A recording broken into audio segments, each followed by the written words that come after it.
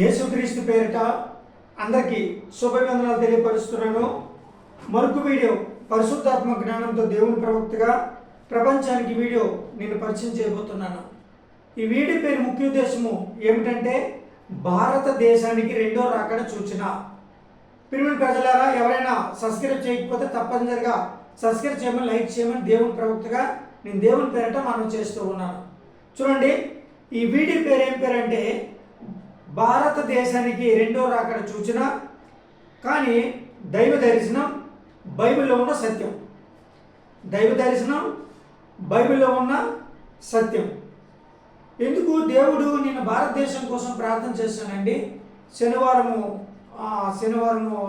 రోజున మరి నైట్ కాలంలో నేను భారతదేశం కోసం ప్రార్థన చేస్తాను. ప్రభువా, మరి భారతదేశం పరిస్థితి ఏంటి, అసలు ఎలా ఉండబోతుంది, అసలు ఏంటి పరిస్థితి అన్నప్పుడు దేవుడు నాకు దైవ దర్శనంలో 3 ఆన్సర్లు చూపించాడు. ఒకటి శ్రమ, రెండోది భూకంపం, మూడోది అగ్ని వర్షం. అంటే యూరోప్లోన అగ్ని వర్షాలు చూస్తున్నారు కదా. యూరోప్లోన అగ్ని, భయంకరమైన అగ్ని ఎలాగా పరిస్థితి ఉంటుంది చూస్తున్నారు కదా. ఇంకో కూడా అది రెండో రాకడ సూచన. యూరోప్లో అది రెండో రాకడ సూచన కింద యూరోప్ మొత్తం కూడా మారి మసి అయిపోతుంది ఇప్పుడు. అంటే వాళ్ళు ఇప్పుడు కూడా దేవునికి వ్యతిరేకంగా జీవిస్తున్నారు కాబట్టి జీవించారు. ఇంకా ఎందుకంటే ఇప్పుడు కూడా వాళ్ళు కానీ కళ్ళు తెరవకపోతే యూరోప్ మొత్తం కూడా శ్మశానం అయిపోతుంది. ఇది 100% గ్యారెంటీ. నేను దేవుని ప్రవక్తగా చెప్తున్నాను పరిశుద్ధాత్మ జ్ఞానంతో. ఇప్పుడు కూడా వాళ్ళు కానీ కళ్ళు తెరవకపోతే యూరోప్ మొత్తం కూడా శ్మశానం అయిపోతుంది. ఇది 100% గ్యారెంటీ. కానీ ఇక్కడ కూడా నేను భారతదేశం కోసం ప్రార్థన చేసినప్పుడు కూడా భారతదేశం కోసం ప్రార్థన చేస్తే భారతదేశానికి కూడా రెండో రాకడ సూచన ఉంది. ఏంటి? శ్రమ, భయంకరమైన శ్రమకాలం వస్తుంది. ఒకటి. 2 పాయింట్ భూకంపాలు, ఇంకా భయంకరమైన భూకంపాలు వచ్చే అవకాశాలు ఉన్నాయి. 3వ పాయింట్ అగ్నిగుండం, అంటే అగ్ని వర్షాలు. మీకు అర్థమై ఉంటుంది యూరోప్లో ఏం జరుగుతుందో సేమ్ అదే పాయింట్. అంటే అగ్ని వర్షాలు రావచ్చు, లేకపోతే యూరోప్లో జరిగినట్టుగా జరగవచ్చు. కానీ ఇక్కడ చూసినట్లయితే చాలామంది వీడియో వినిన తర్వాత కొంతమంది నాకు ఫోన్ చేయొచ్చు. కానీ నేనేంటంటే మన భారతదేశానికి మరి ఎన్ని రాష్ట్రాలు అంటే 28 రాష్ట్రాలండి. ఈ 28 రాష్ట్రాలు ఉన్న కొన్ని రాష్ట్రాలు నేలమట్టమయ్యే అవకాశాలు ఉన్నాయని కూడా దేవుని ప్రవక్తగా నేను తెలియపరుస్తున్నాను. సో నా పాయింట్, ఎందుకంటే ఇంకా భారతదేశం పరిస్థితి ఎలాగుంటుంది రాబోయే కాలంలో, భారతదేశం పరిస్థితి ఎలాగుంటుంది రాబోయే కాలంలో అంటే భయంకరమైన శ్రమకాలం రాబోతుంది. ఇది బైబిల్లో ఉన్న సత్యం నేను చెప్తాను. ఎందుకంటే బైబిల్లో ఉన్న సత్యమే నేను చెప్తాను. బైబిల్లో ఉన్న పాయింట్ కూడా మీకు వినిపిస్తా. అంటే ఇక్కడ శ్రమకాలం రాబోతుంది, భయంకరమైన భూకంపాలు వస్తాయి. మూడోది భయంకరమైన అగ్ని వర్షాలు కురిస్తాయి. అది అగ్ని వేడవని, లేకపోతే అగ్నిగుండం అవని ఏదో సంథింగ్ జరగబోతుంది. ఇది జరగబోయే ప్రవచనం. బైబిల్లోకి వెళ్దాం. బైబిల్లో ఉన్న పాయింట్ని మీకు నేను తెలియపరుస్తాను దేవుని ప్రవక్తగా. ఇక్కడ ఏం రాయబడి ఉంది? 11వ అధ్యాయం అండి, ప్రకటన గ్రంథం 11వ అధ్యాయం. మరి 11వ అధ్యాయం 15వ వచనంలో ఏం రాయబడి ఉంది చూడండి. 14వ వచనంలో ఏం రాయబడి ఉంది? 2వ శ్రమ గతించెను, ఇదిగో 3వ శ్రమ త్వరగా వచ్చుతున్నది. ఇది భారతదేశానికి రెండో రాకడ సూచన అండి. అంటే మీరు అర్థం చేసుకోవాలి, ఏదో ఈ తుఫాను చిన్న తుఫాన్లు వస్తున్నాయి, ఇది కామనే. యుద్ధాలు జరుగుతున్నాయి, అది కామనే. కానీ 3 అసలైన పాయింట్లు ఉన్నాయి. ఒకటి శ్రమకాలం, రెండోది భయంకరమైన భూకంపాలు, ఇంకొకటి చెప్పాలంటే భయంకరమైన ఉష్ణోగ్రత. అది అగ్ని వర్షాలు రావని, అగ్ని వర్షాలు కుమ్మరించబడవచ్చు, లేక భయంకరమైన ఉష్ణోగ్రత భారతదేశం మీదకి రావచ్చు. ఈ 3 కారణాల వల్ల, దేవుడు పంపించిన ఈ 3 తెగుల వల్ల ఈ 28 రాష్ట్రాల్లోన కొన్ని రాష్ట్రాలు నేలమట్టమయ్యే అవకాశాలు ఉన్నాయి. ఓకేనా? చాలా జాగ్రత్తమైన వీడియో. ఇక్కడ జరుగుతుంది. ఇక్కడ 7వ దూత బోర ఊదినప్పుడు పరలోకం నుండి గొప్ప శబ్దం పుట్టెను. ఆ శబ్దములు ఈ లోక రాజ్యము మన ప్రభు రాజ్యమును అయిన క్రీస్తు రాజ్యము ఆయన యుగయుగముల వరకు ఏలునని అంతటా దేవుని ఎదుట సింహాసనముల ఎదుట 24 పెద్దలు సాష్టాంగపడి దేవునికి నమస్కారం చేసి. అంటే అర్థం ఏమిటంటే ఈ పాయింట్ భారతదేశానికే జరుగుతుందంటే అర్థం ఏమిటంటే ఒక దేశం, భారతదేశము ఒక దేశం, కానీ భారతదేశంలో ఇంకా చుట్టూ దేశాల్లో కూడా ఇలాంటి పరిస్థితి ఏర్పడుతుందని కూడా నేను దేవుని ప్రవక్తగా నేను తెలియపరుస్తున్నాను. అంటే ఇప్పుడు భారతదేశమే చుట్టుపక్కల కొన్ని దేశాలు ఉన్నాయి కదా, ఈ దేశాల మీద కూడా ఈ శ్రమ, రెండోది భూకంపం, మూడోది ఉష్ణోగ్రత, ఈ 3 కూడా ప్రెజర్ అవ్వచ్చు. అర్థమవుతుంది కదా. అందుకే నేను ఏదైనా సరే దేవుడు చెప్పిందే నేను తెలియపరుస్తాను.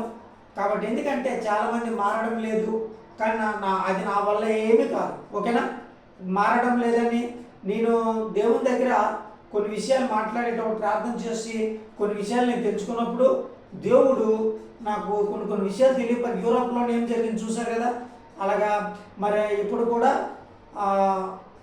మొన్న అదేదో ఒక రాష్ట్రంలోన ఇప్పుడు మళ్ళీ కూడా అదే పొజిషన్లో అట కొండసిరిలు అట ఇరగబడ్డాయట. వైనాడులో కూడా ఇదే పరిస్థితి ఏర్పడుతుంది, మళ్ళీ పరిస్థితి ఏర్పడిందట. మరి కొన్ని కొండ చెరువులు ఇరగబడ్డాయి, కానీ అక్కడ మొత్తం మట్టి, మొత్తము ఆ బండ బద్దలాడిపోయి మట్టి వెళ్ళిపోయాట. ఒక 5 మందికి హాస్పిటల్ పాలయ్యారు. ఇంకా భూమిలో ఇంకెంత కుక్కిపోయినారు మనుషులని, అక్కడ చాలా శ్రమ పడుతున్నారని తెలుస్తుంది. అంతా 2 అక్కడ చూసినాయి. ఓకేనా, ఎందుకంటే ఈ విషయాలు నేను చెప్తున్నానంటే ఎక్కడైనా కళ్ళు తెరుచుకో భారతదేశమా అని ఒక టైటిల్ కూడా పెట్టడం జరుగుతుంది. ఎందుకంటే ఇంకో కూడా కళ్ళు తెరుచుకోకపోతే మహాశ్రమకాలం రాబోతుంది భారతదేశం మీదకి. అర్థమవుతుందా? ఇక్కడ బైబిల్లోనే చదివిస్తుంది, దేవుడు బైబిల్లోనే చెప్తున్నాడు. నేను ప్రార్థన చేసిన భారతదేశం కోసం ప్రార్థన చేసినప్పుడు ఇది 2వ రాకడ అయిపోయిందట. 2వ శ్రమ గతించను. ఇప్పుడు వచ్చిన శ్రమ అంతా ఇది 2వ రాకడ శ్రమే. ఇంక ఇప్పుడు రాబోయే శ్రమ అట 3వ శ్రమ అట. అది ఇంకా భయంకరంగా ఉంటుందట. ఇది 2వ శ్రమ. అంతే, అక్కడ కరువు కాలం వచ్చింది, లేకపోతే ఏదో జరిగింది అయిపోయింది, వదిలేసేయండి. ఇంకా 3వ శ్రమ రాబోతుందట. అంత గతించుతున్నది అంటే అర్థమేంటి? ఇది జరగబోయే ప్రవచనం. కాబట్టి ఈ ప్రవచనంలోన ఈ 3 శ్రమలు రాబోతున్నాయి. ఒకటి శ్రమ, భయంకరమైన శ్రమ, రెండోది మహాభూకంపాలు, తర్వాత భయంకరమైన ఉష్ణోగ్రత, అగ్ని జ్వాలలు. అర్థమవుతుంది కదా. ఎందుకంటే చాలామంది ఏదేదో అనుకుంటున్నారు, ఏదో పోన్లే అయిపోయింది. ఇప్పుడు చూడండి భారతదేశం మీదకి వచ్చి పడింది. ఇప్పుడు ఇక్కడ 28 రాష్ట్రాలు ఉన్నాయండి. ఇక్కడ 28 రాష్ట్రాల పేర్లు కూడా నేను రాశాను. కానీ 28 రాష్ట్రాల్లోనూ కొన్ని రాష్ట్రాలు నేలమట్టమయ్యే అవకాశాలు ఉన్నాయి. అంటే ఇంకా కొన్ని రాష్ట్రాలు కనబడవు. ఈ 3 శ్రమల్లోన, ఈ 3 దేవుడు పంపించిన ఈ 3 తెగుల్లోన ఇంకా కొన్ని రాష్ట్రాలు నేలమట్టమయ్యే అవకాశాలు ఉన్నాయి. కొన్ని రాష్ట్రాలు అసలు కనబడవు. చెప్తున్నా, ఇప్పుడైనా సరే భారతీయ ప్రజలను కళ్ళు తెరవాలి. దేవునికి వ్యతిరేకంగా చాలామంది దేవునికి వ్యతిరేకంగా జీవిస్తున్నారని, దేవునికి వ్యతిరేకంగా పాపం పనులు చేస్తున్నారని, దేవునికి వ్యతిరేకంగా డబ్బు అహంకారంతో బతుకుతున్నారని, ఇవన్నీ కూడా యెహోవా దేవుడు పైనుండి చూస్తున్నాడు. అర్థమవుతుంది కదా. బైబిల్ వాక్యం ఏం చదివిస్తుందో తెలుసా? ఆయన కన్నులట ప్రతి గృహమునందు చూచుచుండెను. బైబిల్ వాక్యమే చదివిస్తుంది. ఆయన కన్నులు ప్రతి భూలోకములట, ప్రతి గృహమునందు చూచుచుండెను. నా ప్రజలు ఎలా జీవిస్తున్నారు, ఏ రకంగా జీవిస్తున్నారు అని ఆయన ప్రతిదినం చూస్తున్నాడు. మీరేం కళ్ళు మూసుకోవచ్చు, కానీ ఆయన 3వ కన్ను, 3వ కన్ను అది తెలుసా? ఆయన ప్రతిరోజు చూస్తున్నాడు భూప్రపంచం మీద. ఆయన కన్ను దృష్టి ఎల్లప్పుడూ ఉన్నది. అందుకే ఇలాంటి శ్రమలు వస్తున్నాయి భూప్రపంచం మీద. అర్థమవుతుంది కదా. ఇకనైనా కళ్ళు తెరుచుకోండి. ఇకనైనా భారతదేశ ప్రజలారా, ఇది నాకో నీకో కాదు, ఇది ఇది మొత్తానికి చుట్టుకుంటుంది. యూరోప్ పరిస్థితి ఎలా ఉన్నా చూసారు, యూరోప్ దేశం పరిస్థితి. అలాంటి పరిస్థితి మనకు రాకుండా ఉండాలంటే ఎక్కడైనా ప్రార్థన చేసుకోండి చెప్తున్నాను. ఇక మీకు మీ ఇష్టం, ఇక్కడ నేను చెప్పడం నా ధర్మం. కాబట్టి యూరోప్ దేశం లాంటి పరిస్థితి మనకు రాకుండా ఉండాలంటే ఇంకా యేసే వైపు తిరగవలసిందే. లేదు అనుకోనంటే ఈ మూడు తెగులు ఎంటర్ అవుతాయి. ఒకటో తెగులు భయంకరమైన శ్రమలు, రెండో తెగులు మహాభూకంపాలు, మూడోది అగ్ని వర్షాలు. ఈ 3 తెగుళ్ళే.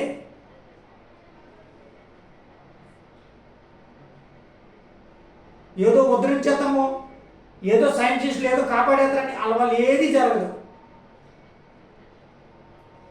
బైబిల్ వాక్యము ఒక దగ్గర ఏం చదివిస్తుంది తెలుసా? యెహోవా ఎదుట ఎవడు నిలవగలడు, యెహోవా ఎదుట ఎవడు నిలవగలడు. అలాంటి మోషే నిలవలేకపోయాడు. దేవుని కుడి భుజం చూశాడు, వెనక ప్లేస్ చూశాడు అంతే. ఇది భుజం. బండ సందులు వెళ్ళి చూశాడు మళ్ళా మోసే అగ్నిలో. మీరే పాటి వాళ్ళు? యెహోవా ఎదుట ఎవరు నిలవగలడా? చాలా జాగ్రత్త, నేను చెప్తున్నాను దేవుని ప్రవక్తగా. యూరోప్ లాంటి పరిస్థితి మనకి రాకూడదు అంటే కంపల్సరీగా యేసే వైపు తిరగవలసిందే. ఇప్పుడు వరకు కూడా మీరు ఎన్నో దేవుళ్ళు పూజ చేశారు, నేనేం అనట్లేదు. ఎందుకంటే నేను కూడా విగ్రహాధికుడినే, కానీ యేసే నమ్ముకున్నాను, ప్రపంచానికి ప్రవక్తగా నిలిచాను. ఓకేనా? మీ మంచి కోసమే చెప్తున్నాను. ఎందుకంటే ఆ టైం వచ్చేటప్పుడు భారతదేశం మీదకి ఈ 3 తెగుళ్ళు ప్రజలించేటప్పుడు దేవుడు నాకు ఎక్కడికో తీసుకెళ్ళిపోతాడు. అంత ఎక్కడికో తీసుకెళ్ళిపోతాడంటే ప్లేస్ మార్చేస్తాడు. ఆ టైంకి పోయేది మీరే, నేను కాదు. పోయేది మీరే, నేను కాదు. దేవుడు అది తొందరలోనే ఎందుకంటే ఆయన చిత్తం నేను నెరవేరుస్తున్నాను కాబట్టి ఆయన చెప్పిన మాటలు ఆయన చెప్పిన మాటలు నేను ప్రపంచానికి తెలియపరుస్తున్నాను అంతే. ఆ టైం వచ్చిందంటే వచ్చేది స్పాట్లో వస్తుంది ఇది. ఎందుకంటే ఇంకెక్కువ పాపం అయిపోయింది భారతదేశంలో, కొన్ని రాష్ట్రాల్లోన భయంకరమైన పాపం అయిపోయింది. అందుకోసమే ఇక్కడ హెడ్లైన్స్ ఏంటి? భారతదేశానికి రెండో రాకడ సూచన, దైవ దర్శనము, తర్వాత జరగబోయే ప్రవచనం, బైబిల్లో ఉన్న సత్యం. ఇదండి. ఓకేనా? మీరు నా వీడియోలు చూసినా చూడకపోయినా, మీరు ఎంజాయ్మెంట్ చేసినా చేయకపోయినా నాకు సంబంధము ఎటువంటి సంబంధం నాకు లేదు. మీరు నా వీడియోలు కొంతమంది చూడట్లేదు, చూడకపోయినా నాకేం తక్కువ కాదు. కానీ జరగబోయే మూల్యం చెల్లించాలి. జరగబోయే మూల్యము మీరు చెల్లించక తప్పదు. అర్థమైందా? ఇంకా 3 శ్రమలు ఉన్నాయి, 3 తెగుళ్ళు ఉన్నాయి. ఇప్పుడు భారతదేశం మీద 3 తెగుళ్ళు. ఏ రాష్ట్రానికి దేవుడు కుప్పకూల్చేస్తాడో తెలదు. ఎన్ని రాష్ట్రాలని ఆయన కుప్పకూల్చేస్తాడో తెలదు. కానీ నేను మాత్రం నేను చేయను. నేను అసలు ప్రార్థనే చేయట్లేదు. అర్థమవుతుందా ప్రజలారా? నేను అసలు ప్రార్థనే చేయట్లేదు. ఎందుకు చేయట్లేదు అంటే దేవుడు చేయొద్దు అన్నాడు. ఎందుకంటే ప్రపంచానికి దేవుని సందేశాలు పంపించడం నా ధర్మం, ఆయన ప్రవక్తగా. కానీ ప్రార్థన చేయడానికి దేవుడు నాకు అధికారం ఇవ్వలేదు. ఆయన అధికారం ఇచ్చాడంటే ఇవన్నీ ఆగిపోతాయి. అర్థమైంది? ఇవన్నీ ఆగిపోతాయి. నేను ఆపిస్తాను. నేనే కానీ 40 రోజులు 40 రోజులు కానీ నేను మోకాలు ప్రార్థన స్టార్ట్ చేశానంటే నా ప్రార్థన ఒక సింహం గర్జనలాగా ఉంటుంది. కానీ ఇవన్నీ ఆగిపోతాయి. ఏవి ఆగిపోతాయి తెలుసా? ఆయన రాకడ సమయాలన్నీ ఆయన పంపించిన తెగుళ్ళు, భూకంపాలన్నీ ఆగిపోతాయి. అలాంటి ప్రార్థన నాలో ఉంది. కానీ దేవుడు ఎందుకు నాకు ఆఫ్ చేసి, నాకెందుకు దేవుడు సందేశాలు ప్రపంచాన్ని తెలియపరుచున్నాడు అంటే అర్థమవుతుందా మీకు? బుర్రకెక్కతుంది కదా. ఎందుకంటే ఆయన ప్రార్థన చేయకూడదు అన్నాడు అంతే. కానీ ఇప్పుడు నేను చాలామందికి ఏం చెప్తున్నాను సేవకులకి, అరే బాబు ప్రార్థన చేయండిరా భారతదేశాన్ని కాపాడుకోండి అంటే ఎవడ గోల వాడిది, ఎవడ స్వార్థం వాడిదే. ఇప్పుడు కాపాడుకోండి భారతదేశాన్ని. ఇప్పుడు వచ్చినాయి అసలైన పాయింట్లు చెప్తున్నా కదా. భారతదేశానికి రెండో రాకడ సూచన ఆల్రెడీ వచ్చేసింది. ఒకటో తెగులు మహాశ్రమలు వస్తాయట. రెండో తెగులు మహాభూకంపాలు కలుగుతాయి. మూడో తెగులు అగ్ని వర్షాలు, అగ్నిగుండం. ఈ మూడు 100% జరుగుతుందండి దేవుని ప్రవక్తగా నేను చెప్తున్నాను పరిశుద్ధాత్మ జ్ఞానంతో. ఓకేనా? కాబట్టి చాలా జాగ్రత్తగానండి. బైబిల్ ఉన్న సత్యం ఏమిటి? బైబిల్ ఉన్న ప్రకటన గ్రంథము 11వ అధ్యాయం ఏమి రాయబడి ఉందో చూసారా? నేను భారతదేశంలో ప్రార్థన చేసినప్పుడు దేవుడు ఏమని రాయబడి ఉందంటే, 2వ శ్రమ గతించెను, ఇదిగో 3వ శ్రమ త్వరగా వచ్చుతున్నది. ఇదండి భారతదేశానికి వచ్చిన ప్రాబ్లం. ప్రకటన గ్రంథము 11వ అధ్యాయము 14వ వచనం అండి. ఎవరైనా బైబిల్ ఉన్న చదువుకోండి. నేను భారతదేశం కోసం ప్రార్థన చేసేటప్పుడు దేవుడు నాకు ఈ వాక్యం చూపించాడు. మూడు తెగులు చూపించాడు. ఒకటోది మహాశ్రమకాలం, రెండోది మహాభూకంపాలు, మూడోది భయంకరమైన అగ్ని వర్షాలు, అగ్ని జ్వాలలు. ఇదండి. అందులోన మరి భారతదేశానికి 28 రాష్ట్రాలు కాబట్టి కొన్ని రాష్ట్రాలు నేలమట్టమయ్యే అవకాశాలు ఉన్నాయని నేను 100% గ్యారెంటీ చెప్తున్నాను. అర్థమైంది కదా? ఏదో స్వార్థం అయిపోయింది, భారతదేశం పని కూడా అయిపోయింది, కానీ కొద్దిగా టైం పడుతుంది, కొంచెం టైం పడుతుంది. అది కూడా తొందరలోనే వచ్చేస్తుంది. ఎందుకంటే భారతదేశంలో చాలా పాపం ఎక్కువైపోయింది. అది విగ్రహారాధనమని, లేకపోతే స్వార్థము పనులు అవని, లేకపోతే అమ్మాయిల మీద అత్యాచారం మానభంగాలు చేసి సంపన్న విషయంలో అవని, లేకపోతే కోర్టు చాలా మంది ఉన్నాయి కదా, వీళ్ళు పోలీసులు రక్షపట్లు చేసిన పాపాలు అవని చెప్తున్నా. ఇవన్నీ కూడా పాపాలే. స్వార్థం పాపం కదా, అమ్మాయి మీద అత్యాచారం చేసి మానభంగం చేసి చంపడం పాపం కదా, డబ్బు అహంకారంతో విర్రరేగడం పాపం కదా, వ్యభిచారం చేయడం పాపం కదా, భార్యలు అమ్ముకోవడం పాపం కదా, భార్యల్ని అతికివ్వడం పాపం కదా, పనికిమాలి వేసుకెళ్ళేయడము అది మన దాంట్లోనే ఉంది, భారతదేశంలో ఉంది. ఇది అంతా ఒక రాష్ట్రంలోన భార్యను అతికించుకుంటున్నారట.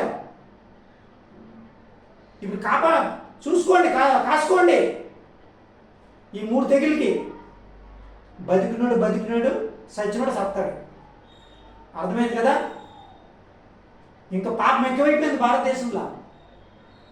చాలామంది అనుకుంటున్నారు ఏదో అక్కడక్కడ యుద్ధాలు జరుగుతాయి, ఆ యుద్ధాలు జరిగితేలే మన నరేంద్ర మోడీ గారు ఉన్నారు కదా, ప్రధానమంత్రి గారు ఉన్నారు కదా, ఆ యుద్ధాలు ఆఫ్ చేసేస్తారులే అనుకుంటున్నారు.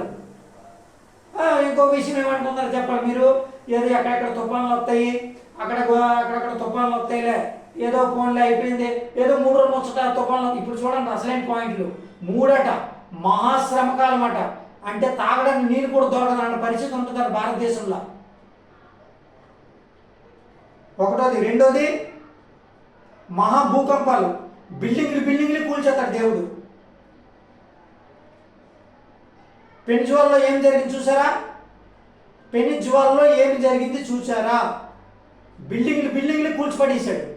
సేమ్ అదే గతి పడుతుంది మన భారతదేశానికి. మూడోది అగ్ని వర్షాలు. ఎందుకంటే ఇది బైబిల్లో ఉన్న సత్యం. ఎందుకంటే దేవుడు అందుకోసమే నేను భారతదేశం కోసం ప్రార్థన చేసినప్పుడు ఆయన వాక్యం నాకు చూపించినట్టంటే ఇదేం చేయ 2వ శ్రమ గతించెను, ఇదిగో 3వ శ్రమ త్వరగా వచ్చుతున్నది. కేవలం ఇది భారతదేశానికే, ఇది ప్రపంచానికి కాదు, కేవలం భారతదేశానికే.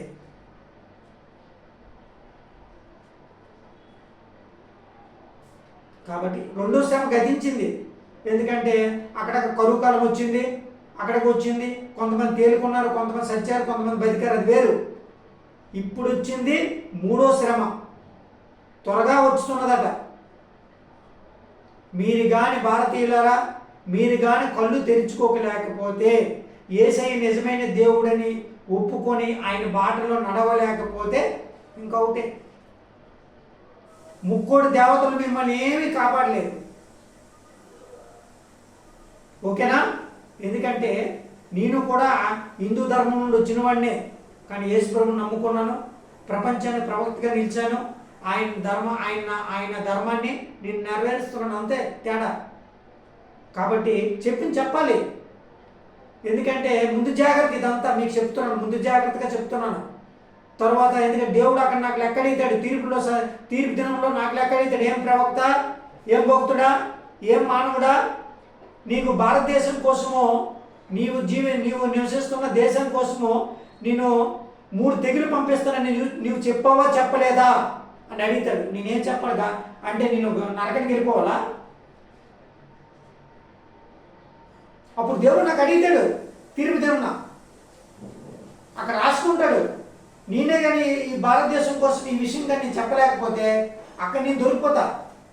ఎందుకంటే చాలామంది పోలం పోగలు ఉన్నారు కదా, వీళ్ళ కోసం నేను తీర్పు దినంలో నేను దొరకడం ఎందుకు? నేను దొరకను, నాకు అవసరమా? నాకు అవసరమా? అందుకే ఆయన ధర్మ దేవుడు చెప్పమని చెప్తున్నాడు అంతే. ఇంకా మీరు వినండి, వినకపోండి, సచ్చినంటే బతుకున్న బతకండి, అది లాస్ట్ ఫైనల్. ఇప్పుడు భారతదేశానికి కూడా దేవుడు 2వ రాకడ సూచన వచ్చేసింది. ఎందుకంటే భారతదేశంలో ఎక్కువ పాపం అయిపోయింది, ప్రతి ఒక్కటి పాపం కింద వచ్చింది. కాబట్టి మీ ఇష్టం, నేను మీ మీద విడిచిపెట్టేశాను, మీరు ఏం చేసుకుంటారో చేసుకోండి అంతే. నాకు చెప్పడం నా ధర్మం, చెప్పాను.